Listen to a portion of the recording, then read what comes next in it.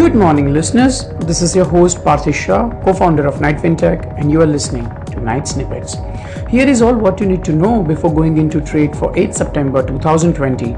On the international news, on account of Labor Day, US markets were closed on Monday. On last Friday, on back of better than expected unemployment data, the US 10-year benchmark inched up 9 basis points in a single session, closing at 0.72 percentage points, and 30-year benchmark also inched up 12 basis points, closing at 1.46 percentage points. In the global economy, China's exports rose the most in nearly 1.5 years in August, a sign that more of its trading partners, such as the Eurozone, are opening their economies. German industrial productions rose 1.2%, a sign that Europe's engine room is recovering from the depths of recession. We are seeing a lot of positive news on the economic fronts across the globe, and these are usually the signs that the world economies are reopening firmly, and that would lead to an eventual rise in inflation, interest rates, and of course, the bond yields in turn.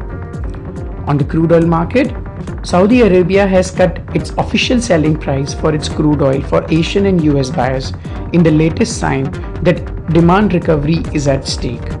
As we could sense this change stance from Aramco from the price charts, we had advised our clients to square off the long positions which we had created recently and had asked them to reverse their position.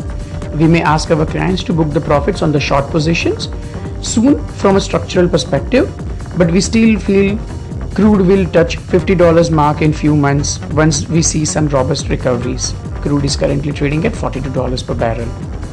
In the currency market, US dollar has very recently crossed 93 levels and is now trading stable at 93.16.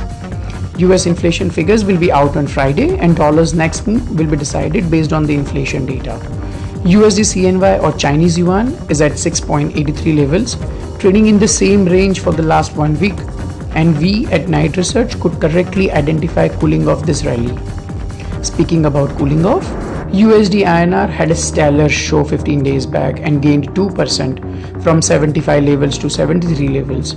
Yesterday, USD INR traded between 73.03 and 73.44 and finally closed at 73.41. We expect the USD INR to trade in the very narrow range today as well.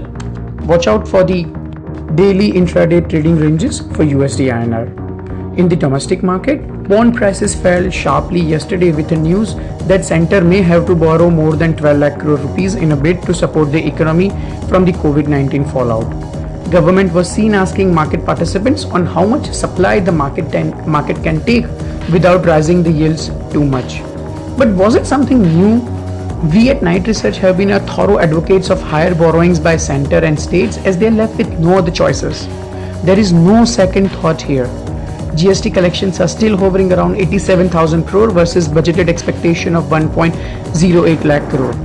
We also feel that government will have to come out with more strong supporting measures on the fiscal side to bring the economy out of 23.9% contraction.